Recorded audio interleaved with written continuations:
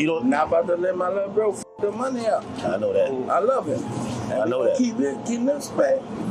Cause they gonna give him like 200, 300.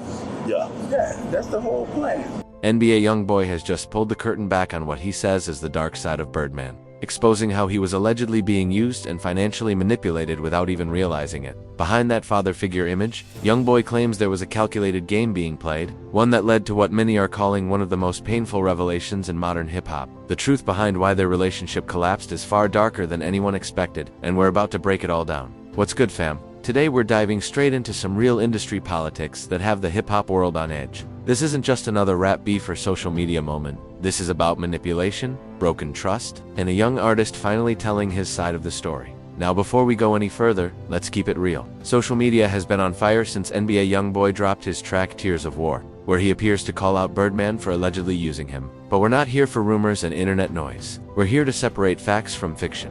June 9th, 2024. That's the day everything changed. While under house arrest in Utah fighting federal charges, YoungBoy released a 6-minute emotional confession that sent shockwaves through the culture. And trust me, this wasn't your typical diss track. This situation runs way deeper than rap drama. We're talking about a young man who looked at someone as a father figure, only to realize he might have been getting played the entire time. And here's where it gets even crazier. Birdman has faced similar accusations before. His most famous fallout, none other than Lil Wayne. So let's rewind. Around 2018, NBA YoungBoy was one of the hottest rising stars in the game. Streaming numbers were crazy. The streets loved him, but the legal issues were stacking up. Atlantic Records didn't know how to handle him. They had a superstar on their hands, but his situation made him a risk. That's when Birdman stepped in. In this industry, when a legend like Birdman, the man who built Cash Money into a billion-dollar empire, shows interest, that's supposed to be a blessing. But for YoungBoy, it wasn't just business. Birdman was offering family, guidance, and loyalty. He wasn't selling a deal. He was selling a dream, and the pitch was powerful. He turned Lil Wayne from a kid in the projects into a global icon. He helped Drake reach superstar status. He helped build Nicki Minaj into a rap queen. So when he told YoungBoy, "You're going to be the biggest thing in hip-hop," it didn't sound like hype. It sounded like destiny. For a young artist from Baton Rouge who had already been through more pain than most people see in a lifetime.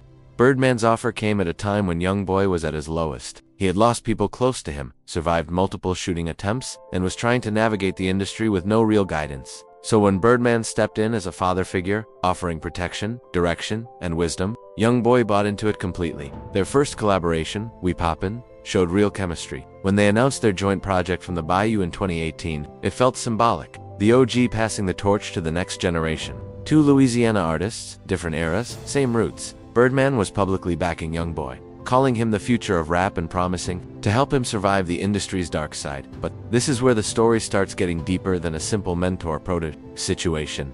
Because while Birdman was preaching family and loyalty in public, behind closed doors, things weren't adding up. And here's the part most people missed. Lil Wayne tried to warn him. On Wayne's 2020 track, Multiple Flows, he dropped a line that wasn't accidental. And I had told YoungBoy to watch out for old head. That wasn't just rap talk. That was a man speaking from experience, trying to keep another young artist from walking into the same trap that nearly destroyed his own career. If you don't understand why that warning matters, let me break it down. Wayne and Birdman's relationship followed the exact same pattern. It started with love, mentorship, and talk of building an empire together. Wayne called Birdman his father. They had matching tattoos. Birdman even referred to Wayne's kids as his grandchildren. But when it was time for Wayne to get what he was owed, everything flipped. Wayne ended up suing Birdman and Cash Money Records for $51 million in unpaid royalties. That lawsuit exposed a pattern of withheld payments, delayed albums, and broken promises. The same man Wayne trusted like a father was now being accused of playing him behind the scenes, using emotional loyalty to keep control, while millions went missing.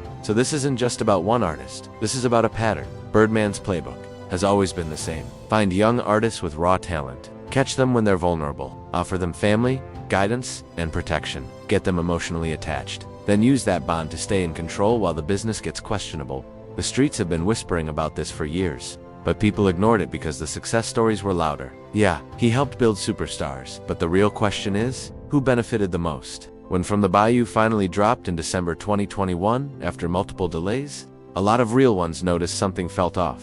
It sounded more like a YoungBoy solo project with Birdman's name attached than a true collaboration. Birdman's presence was light, but his name was heavy on the credits, which meant he was still getting paid. And here's where it gets even crazier. According to industry insiders, Birdman basically got YoungBoy for free from Atlantic Records. When YoungBoy was facing serious federal charges, Atlantic thought his career was done, so they cut their losses. An executive named Mike Kaiser allegedly handed him over, thinking it was a lost cause. Birdman saw an opportunity. In a conversation with DJ, Birdman even bragged that he would have paid $10 to $20 million for Young, but Atlantic just gave him away. He said they were tired of him. That's cold business, and that should tell you everything. Not about to let my little bro the money out. I know that. I love him. I know that. Keep this back. Cause they gonna give him like 200, 300.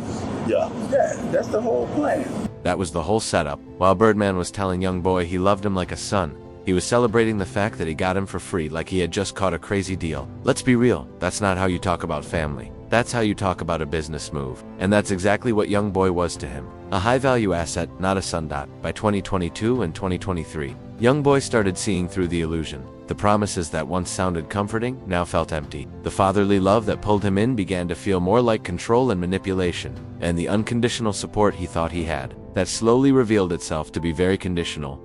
For those who understand the culture, this kind of betrayal hits different. This wasn't about money, clout, or territory. This was about trust, loyalty, and family. YoungBoy had opened up to someone he truly believed cared about him, only to realize he was just another piece on Birdman's chessboard. By April 2024, he was done. The feds had just raided his home in Utah. He was facing serious charges, pressure from every angle, and the one person who was supposed to stand with him was nowhere in sight when it mattered. That's when he recorded Tears of War, the last song he made before his arrest. And this is what really shook people. This wasn't a diss track full of threats and tough talk. This was raw emotion, pain, disappointment, heartbreak. When YoungBoy rapped about how Stunna never really loved him and how he should have listened to Carter, you could hear the damage in his voice. That line hit different, because it was YoungBoy finally admitting he'd been outplayed by someone who's been running this game for decades. It was him publicly acknowledging that Lil Wayne tried to warn him, but he was too caught up in the promises and the potential to really hear what the OG was trying to warn him about. And in the hood, we know admitting you were wrong takes a different kind of strength. In a culture where showing emotion can get you labeled as weak, YoungBoy chose to be real. He put his feelings on the table and admitted he'd been played. That's real vulnerability.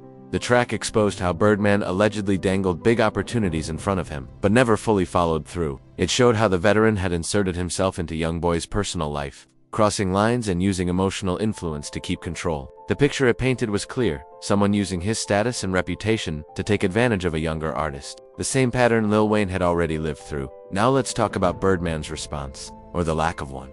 Instead of firing back with aggression like most rap beefs, Birdman stayed silent, and that silence said everything. Either the accusations hit too close to home, or he knew responding would only make things worse. But this story is bigger than just YoungBoy and Birdman. This is about the dark side of the music industry. Young artists, especially those from tough environments, are easy targets. Industry veterans know exactly what to say, how to position themselves, and when to strike. The pattern is always the same. Find them young, hungry, and vulnerable. Offer what they're missing: money, guidance, protection, or emotional support. Earn their trust. Then use that trust to keep control while the business leans in your favor.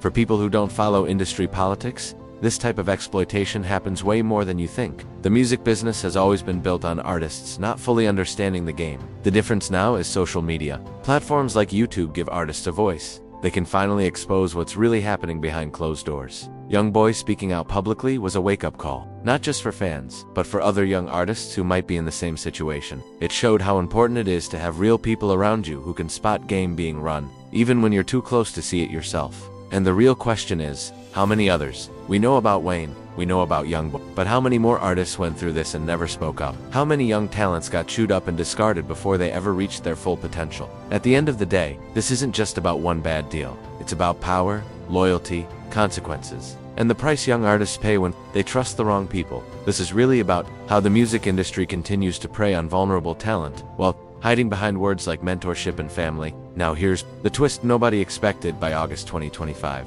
YoungBoy and Birdman had reconciled. They buried the hatchet, and Birdman even joined YoungBoy on the Make America Slime Again tour. Some people called it a beautiful comeback story. Others saw it as YoungBoy being pulled right back into the same cycle that hurt him in the first place. And that reconciliation raises some serious questions. Did Birdman truly change? Or did he just say the right things to get back in? Is this a genuine second chance? Or is history about to repeat itself? Only time will tell. But what we do know is this: Tears of War exposed a pattern that goes way beyond one relationship. It pulled the curtain back on how the industry really works and how young artists can get taken advantage of by the people they trust the most. Whether this reunion works or not, that truth is already out there, and it can't be erased. So now the real question becomes, what happens next? Will more artists start speaking up? Will the industry finally hold powerful figures accountable? Or will this just be another warning story that gets forgotten until the next artist gets played? I want to hear from you. Do you think YoungBoy and Birdman's reconciliation is genuine? Or do you think he's setting himself up for more heartbreak?